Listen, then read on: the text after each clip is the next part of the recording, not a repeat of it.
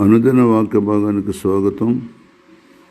మరి వాక్యం చదువుకొని ముందుకు సాగుదాం. యెషయా గ్రంథం 44వ అధ్యాయం 4వ వచనం. నీటి కాలువల యొద్ద నాటబడిన నిరవంజి చెట్లు గడ్డిలో ఎదిగినట్లు వారు ఎదుగుదురు. చిన్న ప్రార్థన. పరిశుద్ధాన మా తండ్రి, మీ మహాకనికరం బట్టి, కృపను బట్టి ఉపవాసానికి వస్తున్నాం. నేటి కాలువల యొద్ద నాటబడిన నిరవంజి చెట్లు గడ్డిలో ఎదిగినట్లు వారు ఎదుగుదురు అన్న మాట మేము ధ్యానించుకోబోతున్నాం. అయినా కొన్ని మొక్కలకు కొన్ని లక్షణాలు ఉంటాయి. మరి కొన్ని మొక్కలు ఎంత నీటి కాలువల యొద్ద ఉన్నా అసలు ఎదుగుదల ఉండనే ఉండదు. కొన్ని జానడే, కొన్ని మూరడే, కొన్ని బారడే, కొన్ని 1 మీటరే, 2 మీటర్లే, అంతకన్నా ఎక్కువ ఎదుగు. అది కూడా బలహీనంగా ఉంటాయి.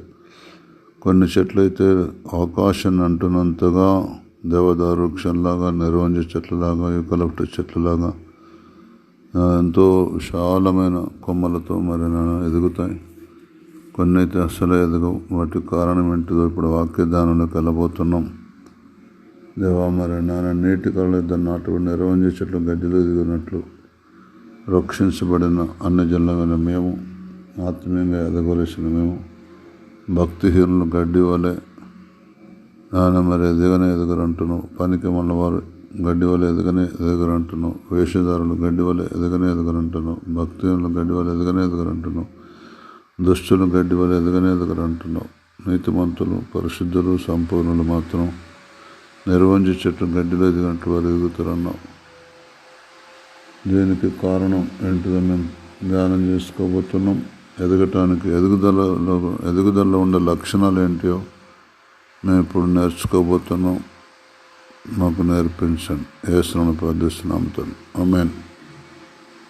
చూడండి, దేవుని వాక్యం చెప్తున్నది నీటి కాలువల యొద్ద నాటబడిన నిరవంజి చెట్లు గడ్డిలో ఎదిగినట్లు ఎదుగుతారని.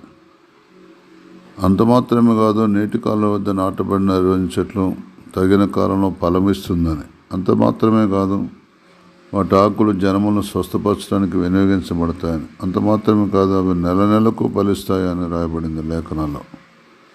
కనుక నెలకు ఫలించకపోవటానికి కారణం, వాటి ఆకులు జనములను స్వస్థపరచకపోవటానికి కారణం. దేవామి, ఇప్పుడు మేము లేఖనాల నుంచి వాక్య భాగాన్ని ధ్యానించుకోబోతున్నాం. కృపతోడుగా ఉంచండి, సహాయం చేయండి. మరొకసారి నీ సన్నిధికి వస్తున్నాం, సహాయించండి. యేసును ప్రార్థిస్తున్నాం తండ్రి. చూడండి, నీటి కాలువ యొద్ద నాటబడిన చెట్లు ఎదగటానికి కారణం ఏంటిదంటే, వాటి వేర్లు ఆ నీళ్ళలోకి దిగి ఆ నీటిని గ్రహిస్తూ ఉంటాయి. అగాధ జలములను ప్రవహింపజేయవాడు ఆయనే.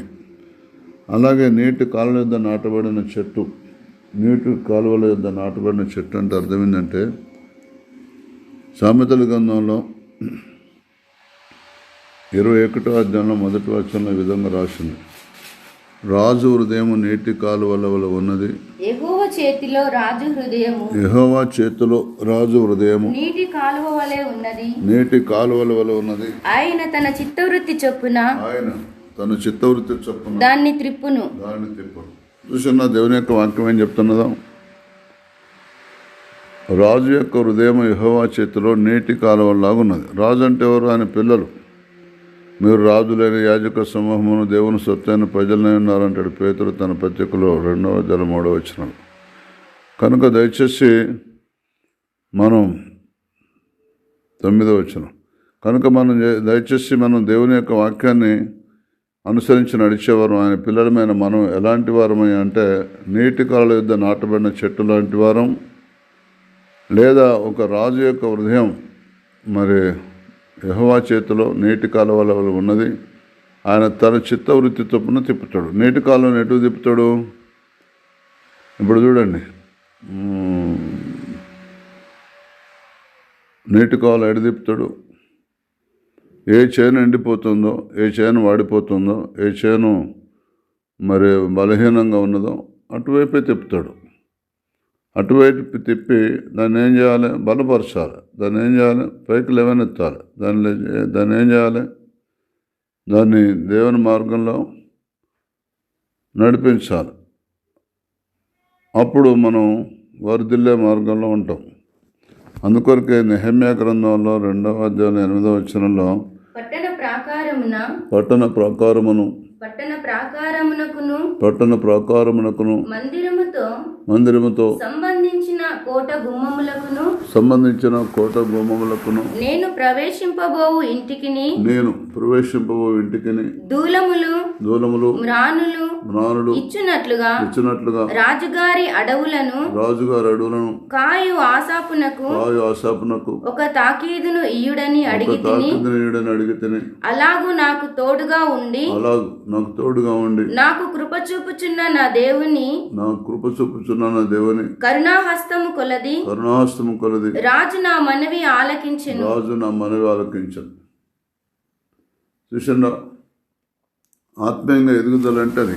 ఎవరైనా ఎదుగుదల ఉన్నవారు ఏం చేస్తారంటే తోటి వారికి కష్టాలు వస్తే, తోటి వారికి ఆపదలు వస్తే, తోటి వారికి వ్యాధి బాధలతో కష్ట నష్టాలతో యేసుప్రభు అంటాడు, నేను ఆకలిగా ఉన్నా అంటాడు. ఆకలిగా ఉంటే నేను దప్పిగా ఉన్నా అంటాడు. దప్పిగా ఉంటే నేను చెరసాల్లో ఉన్నా అంటాడు. చెరసాల్లో ఉంటే నేను రోగినై ఉన్నా అంటాడు. నేను రోగినై ఉంటే నేను వస్త్రహీనుడుగా ఉన్నాను. అది తీర్చేవాడే ఆత్మీయంగా ఎదిగినవాడు. అది తీర్చేవాడు నీటి కాలం వద్ద నాటబడిన నిర్వహించటం గడ్డిలో ఎదిగినట్టు వారు ఎదుగుతారు. నీటి కాలం అంటే ఏంది? దేవుని మాటలు గ్రహించి ఆ చెట్టు ఏం చేయాలి? తగిన కాలంలో ఫలం ఇవ్వాలి. ఇప్పుడు నీటి కాలం వద్ద నాటబడ్డ మనిషికి సాదృశ్యంగా ఉన్నాడు ఎవరు? నెహెమ్యాకు ఒక మాట చెవలబడింది. యెరూషలేము పట్టణం కాలిపోయిందని, మరి దాని గుమ్మాలన్నీ కాలిపోయానని సెలవు ఆయన చెవలబడగానే వేదన, బాధ, దుఃఖంతో దేవుని సమ్ముఖంలో ప్రార్థన చేసి, దేవానైన ఒక మనుషుని దగ్గర జీతగానిగా ఉన్న ఆ మనుషునికి నా మీద దయ పుట్టించు. ఆ మనుషునికి దయ పుట్టించడం కాదు, నీ కరుణాస్తమునకు తోడుగా ఉంచటమే కాదు, అతడు నన్ను చూసి ఆయనే మందలివ్వాలి, ఆయనే నాకు సదుపాయాలు కలుగజేయాలి. ఆయన సహాయం వలన నేను వెళ్ళి మరి ఆ యొక్క యెరూషలేము యొక్క పట్టణం యొక్క కాలిపోయిన గుమ్మాలే కానీ, ఆ పట్టణం నేనుండే ఇల్లే కానీ అవన్నీ సరి చేసుకోవటానికి కావలసిన సదుపాయాలు ఆయనలోనే కలగజేయి. ఇక్కడ దేవునికి సాదృశ్యంగా ఉన్నాడు రాజుగారు గిన్నె అందించేటువంటి నెహెమ్యా. అక్కడికి వెళ్ళాడు, రాత్రంతా ప్రార్థన చేసుకున్నాడు. దేవాయి మనిషికి నా మీద దయ పుట్టించమన్నాడు. నీ కరుణాస్తం నాకు తోడుగా ఉండి అతని నుంచి నాకు సహాయం చేయమన్నాడు. మరుసటి దినం డ్యూటీకి వెళ్ళాడు. డ్యూటీకి వెళ్ళాయా నాకు 10 రోజులు సెలవు కావాలని అడగలేదు. అక్కడ దీనత్వంతో, సాత్వికంతో, వినయంతో ఉన్నాడు.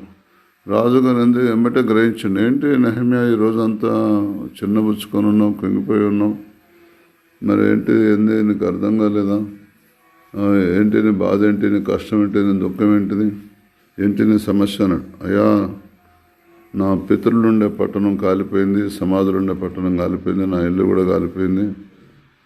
ఇవన్నీ ఇన్ని ఉపద్రవాలు నా చుట్టూ ఉంటే నేను ఎలా సంతోషంగా ఉండగలను? మరి అయితే ఏం చేస్తావు అంటే, మీరు సెలవిస్తే ఇన్ని రోజులు పోయి వస్తా అన్నాడు. సరే మరి పోయి రమ్మని రాణిగారు కూడా చెప్పింది. అయితే అయ్యా, నా మీద మీకు దయ ఉంటే, కనికరం ఉంటే అడవులు కాసే ఆసాపుకు మీరు ఒక తాకీదు ఇస్తే నాకు కావలసిన కల్పిస్తే నేను కలప తీసుకొని వెంబటేటక్కడక్కడక్కడ పనులు చేసుకొని మళ్ళీ తొందరగా అమ్మగారికి నేను మాట ఇచ్చిన ప్రకారం ఎన్ని రోజులకు వస్తానని చెప్పిన అమ్మతోటి ఆ టైంకి నేను రాగలనయ్యా అన్నాడు. అట్లయితే వెంబటే తాకీదు రాసిచ్చాడు. మరి అందుకొరకే అనమాట, పట్టణ ప్రాకారమునకును మందిరమునకును సంబంధించిన కోట గుమ్మమునకు నేను ప్రవేశింపబోయే ఇంటికని దూరములు మ్రానులు వచ్చినట్లుగా రాజుగారి అడవులను కాయు ఆసాపునకు ఒక తాకీదు ఇవ్వడని అడిగి తిని, అలాగూ నాకు తోడుగా ఉండి నాకు కృప చూపుచున్న నా దేవుని కరుణాస్తము కలది నా మనవి ఆలకించను. చూడండి, నేను సేవలో ఉన్నప్పుడు దేవుణ్ణి ఒక సైకిల్ ఇవ్వను, కారు ఇవ్వను, ఆర్టీసీ బస్సు ఉన్నది, వెళ్ళు రా అని దేవుడు స్పష్టంగా నాతో మాట్లాడాడు. దేవుడు మాట్లాడుతున్నాడు అంటారు కొంతమంది క్రైస్తవులు. నీ హృదయం పాషాణంలాగా ఉంటే, నీ హృదయం నీ మనస్సాక్షి వాతపడిన మనస్సాక్షిగా ఉంటే, నువ్వు దేవుని మీద ఆధారపడే విషయాలకు ఆధారపడకుండా నీ సొంత జ్ఞానంతో నడుచుకుంటే నీతో మాట్లాడు దేవుడు. అంతా సొంత బుద్ధితో నడుచుకుంటున్నావు కాబట్టి మాట్లాడు. ఎప్పుడన్నా పరస్పరసను ప్రార్థించినప్పుడు జవాబు రాదు. కానీ అన్ని విషయాలకు దేవుని మీద ఆధారపడే ప్రతి ఒక్కరితో రోజు మాట్లాడతాడు దేవుడు. అన్ని విషయాల్లో మాట్లాడతాడు. అయితే నేను సైకిల్ ఏమని అడిగితే ఇవ్వని అన్నాడు దేవుడు. నేను అట్లా కొన్ని సంవత్సరాలు గడిచింది. తర్వాత సువార్తకు పిలువబడి ముందుకు సాగుతున్నా. మరి కాపరిగా కూడా బైబిల్ తరఫు పొంది సేవ చేస్తున్నా. కిరాయి సైకిల్ తోటి 2-3 సంవత్సరాలు నడుపుకున్నా. తర్వాత మా పై నాయకులు మరి ఎవరో సైకిల్ గిఫ్ట్ ఇచ్చినట్టు సువార్థకులకి ఏమని 20-30 సైకిళ్ళు అక్కడ ఉన్నాయి. మీటింగ్ సమయంలో నేను ఈ రాజుగారి నెహెమ్యా ఏ విధంగానైతే రాజుగారిని దీనస్వరంతో అడుగుతాడో, దేవా అప్పుడు నాకు సైకిల్ ఇవ్వమన్నావు, ఇస్తానంటే అడుగు తీయనన్నావు. ఇప్పుడు ఇక్కడ ఇన్ని సైకిల్ ఉన్నాయి. మీ దయ ఉంటే, మీ కనికరం ఉంటే మా పై అధికారితో మాట్లాడు, మరి నాకు సైకిల్ ఇప్పించని చిన్న ప్రార్థన చేశాను. నా తోటి సేవకుడు కనిపెట్టి, నువ్వు అట్లా డైరెక్ట్ చెప్పకూడదు అని చివరి పోయి చిన్నగా చెప్పాలి, నీకు వెంబటే సైకిల్ ఇస్తుండ అన్నాడు. నేను వెంబటే వెళ్ళి, అయ్యా మరి ఏమనుకోకపోతే మా పరిచయం మీరు చూశారు కదా, నాకు కొద్దిగా సైకిల్ బాగా అవసరం. నేను కిరాయి సైకిల్ తోటి 2-3 సంవత్సరాల నుంచి నడుపుకుంటున్నా. మీకు ఇష్టమైతే సైకిల్ ఇవ్వండి, ఇప్పించండి అన్న. బ్రదర్, ఈ ఆమోస్ బ్రదర్కి ఒక సైకిల్ తీసి పక్క పెట్టండి, ఆయన పేరు రాసుకున్నాను ఆయన. అంతే. చూడండి, ఇట్లా మనం ఆయన కరుణాస్తం మనకు తోడుగా ఉంటే మన నోట్ల నుంచి ఎవరిని ఏది అడిగినా ఇచ్చేస్తారు. అలాగూ నాకు తోడుగా ఉండి నాకు కృప చూపుచున్న నా దేవుని కరుణాస్తము కొలది రాజు నా మనవి ఆలకించను. ఎవరి మనవిని ఆలకిస్తారండి. దేవుడు పక్షపాతిగాడు. దేవుడి దగ్గర కుల భేదాలు లేవు, మత భేదాలు లేవు, చదువుకున్న భేదాలు లేవు, అందసందాల భేదాలు లేవు. చాలా మంచి దేవుడు మనకు దొరికిండు. అయితే మనమే దేవుని మీద ఆధారపడినందువల్ల పొందుకోలేకపోతున్నాం. దయచేసి అలా చేయకండి. అయిపోయింది ఇప్పటి నుంచైనా ముందు దేవుని దగ్గర అడగండి, తర్వాత మనుషులను అడగండి. అప్పుడు ఆయన కరుణాస్తం మీకు తోడుగా ఉండి మీ ప్రతి ప్రార్థన దేవుడు వింటాడు. హాస్పిటల్ పోవచ్చు, కానీ దేవుని దగ్గర అడగండి. అప్పడవచ్చు, కానీ దేవుని దగ్గర అడగండి. ఆపదలు ఆదుకునే మనుషులు ఎందరో ఉన్నారు మీకు, కానీ దేవుని దగ్గర అడగకపోతే ఎవ్వరు ఒక న్యాయపైస కూడా అప్పివ్వరు. దయచేసి నేర్చుకోండి, దేవుని దగ్గర సత్యాలు నేర్చుకోండి, నీతి నేర్చుకోండి, భక్తి నేర్చుకోండి. యెహెజ్కేలు గ్రంథం 34:17. నా మంద మీ విషయమై దేవుడైన యెహోవానగు నేను సెలవిచ్చినదేమనగా, గొర్రెలకును మధ్యను, గొర్రెలకును పొటేళ్లకును మధ్యను, గొర్రెలకును మేక పోతులకును మధ్యను భేదము కనుగొని నేను తీర్పు తీర్చేదను. చూసారా దేవుడు ఏమంటుండో? నా మంద అంటే ఒక్కళ్ళ, ఇద్దరు, ముగ్గురా? చాలా గుంపు. క్రైస్తవులు ఒక్కళ్ళిద్దరు ఉన్నారా? మందలు ఉన్నారు. మీ విషయమై దేవుడైన యెహోవానగు నేను సెలవిచ్చినదేమనగా, గొర్రెకు ఈ గొర్రె ఎట్లుంది, అది గొర్రె, ఇది గొర్రె. ఈ గొర్రె దేవుని మీద ఆధారపడుతుంది, ఇది గొర్రె సొంత బుద్ధితో నడుస్తుంది. గొర్రెలకును పొట్టేళ్లకును ఆడ ఉన్నాయి, మగ ఉన్నాయి. ఈ గొర్రెలు ఉన్నాయి, పొట్టేళ్ళు ఉన్నాయి. వాటికి మధ్య కూడా తేడా చూపెడుతుండు. గొర్రెకులను మేకపోతులు కూడా ఉన్నాయి గొర్రెల మందల. చూడండి, పలసగా మేకలు కూడా ఉంటాయి. 5-6 మేకలు, 100-200 గొర్రెలు ఉంటే 2-3, 4-5, 10 మందిలో 10-15, 20 మేకలు కూడా ఉంటాయి. గొర్రెలకును మేకపోతులకు మధ్యమును భేదమును కనుగొని దేవుడు మనిషికి భేదం కనుగపెడతాడు. భార్య ఎట్లా విశ్వాసంగా ఉంది, భర్త ఎట్లా విశ్వాసంగా ఉంది, పిల్లలు ఎట్లా విశ్వాసంగా ఉండు, తల్లులు ఎట్లా విశ్వాసంగా ఉన్నారు, అలా దేవుడు కనిపెడతాడు. విశ్వాసం ఎలా విశ్వాసంగా ఉన్నాడు, కాపరి ఎట్లా విశ్వాసంగా ఉన్నాడు, భేదం కనుగొని తీర్పు తెచ్చేస్తాడు. తీర్పు అంటే అర్థమైంది? తీర్పు అంటే నీకు మేలు చేయటమా, కీడు చేయకపోవటమా? తీర్పు అయిపోయింది. నీకు మేలే జరగదు, అసలే తీర్పు అయిపోయింది. నీకు ఎప్పటికీ మేలమెట్టి మేలు, కృపమెట్టి కృప కుమ్మరించబడితేనే ఉంటుంది. అది అర్థం. కనుక నెహెమ్యాలాగా మీకు ఏ సమస్య వచ్చినా దేవుని చెప్పుకోండి. ఇల్లు కాలిపోయినా, మందిరం కాలిపోయినా, మందిరం కట్టాలన్నా, స్థలాలు కొనాలన్నా, మీటింగులు పెట్టాలన్నా, ఏ చేయాలన్నా దేవుని మీద ఆధారపడండి అని అర్థమిస్తున్నది దేవుని యొక్క వాక్యం. నా మంద మీ విషయమే దేవుడైన యెహోవానగుని సెలవిచ్చినది విధంగా గొర్రెకును మధ్యను, గొర్రెలకును పొట్టేళ్లకును మధ్యను, గొర్రెలకును మేకపోతులకు మధ్యను భేదము కనుగొని తీర్పు తీర్చదను. దేవుడు తీర్పు తీర్చబోతున్నాడు. కనుక దయచేసి మీరు విశ్వాసంతో ఉండండి. విశ్వాసంతో ఉన్న వాళ్ళు అవిశ్వాసులు కూడా ఉన్నారు. అలా ఉండకండి. గొర్రెలంటే విశ్వాసులు, మరి పొట్టేళ్ళంటే సేవకులు.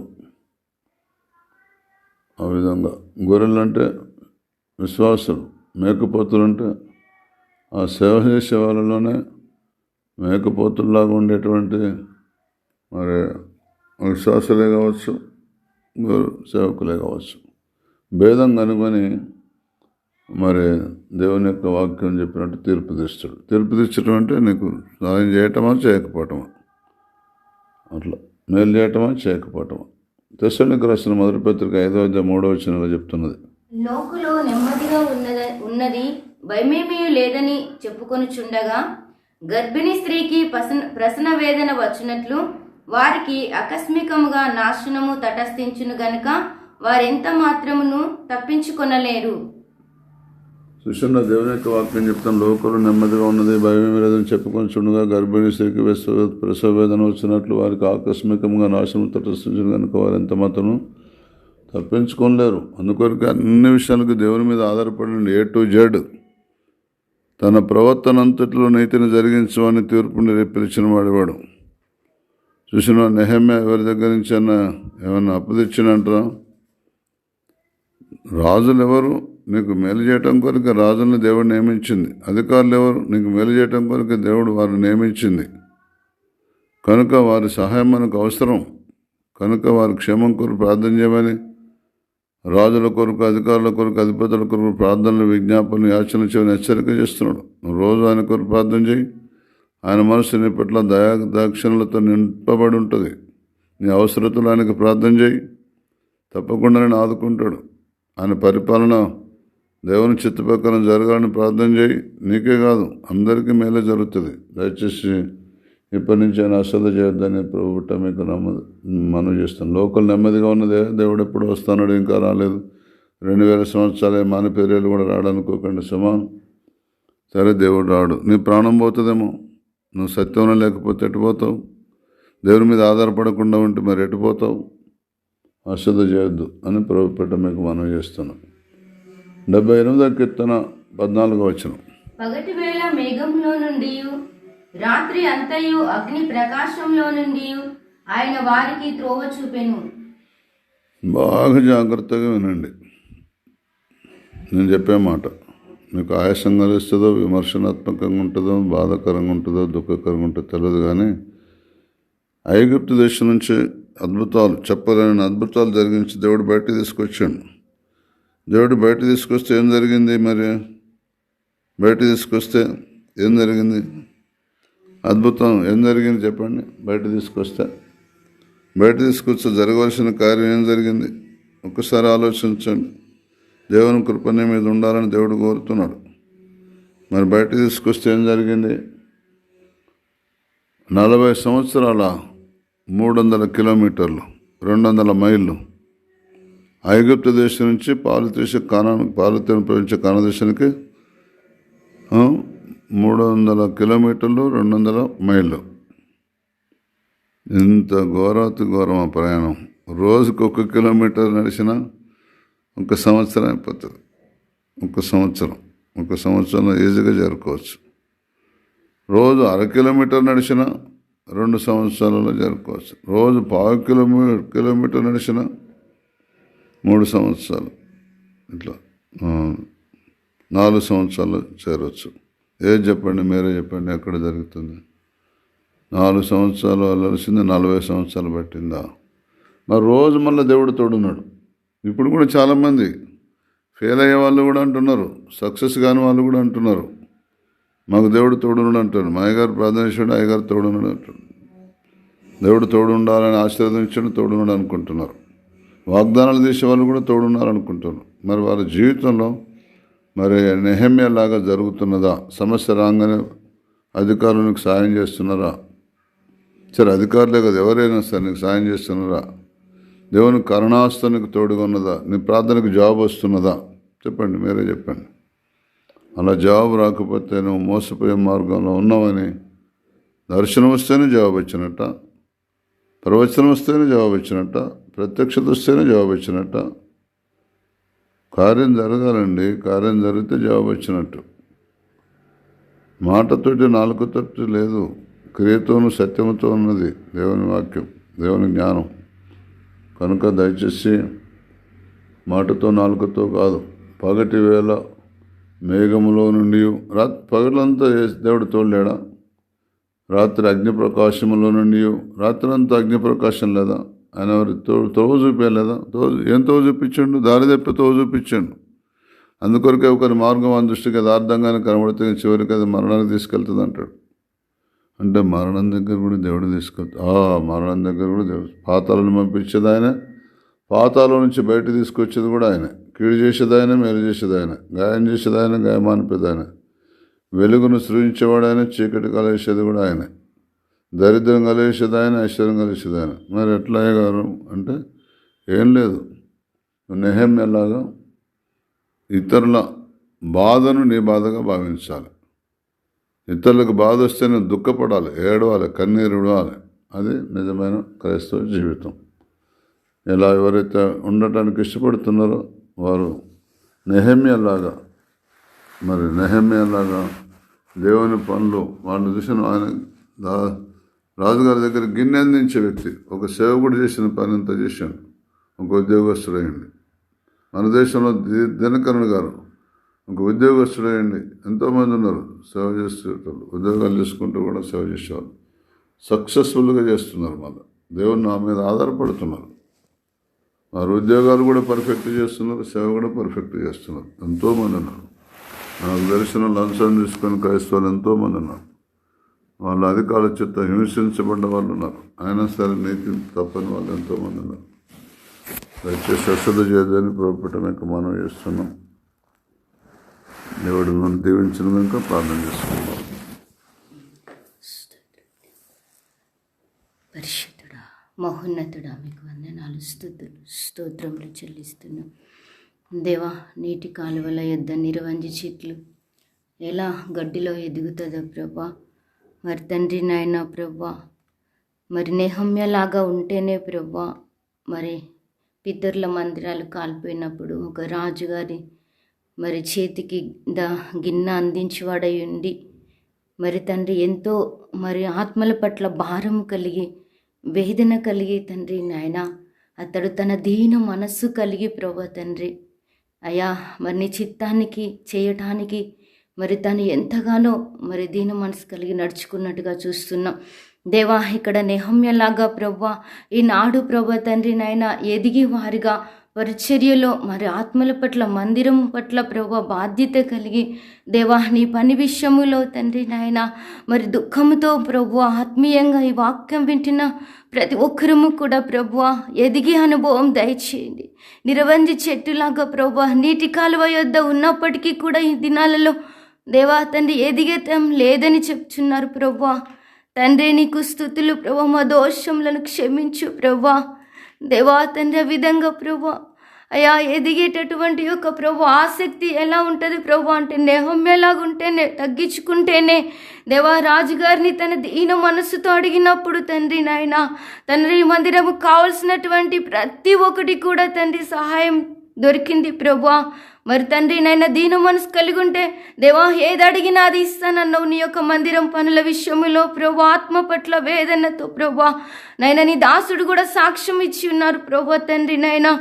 మరి దేవాని సన్నిధిలో ప్రభా తండ్రి గొర్రెలకు తండ్రి నాయన ప్రభా, మేకలకు ప్రభా, పొట్టేళ్లకు తండ్రి దేవా మీరు తీర్పు తీరుస్తారని వారి మధ్యలో ప్రభా మంచి క్రియలు చేస్తే ప్రభా మంచి ప్రతిఫలం, దేవా చెడు చేస్తే చెడు ప్రతిఫలం.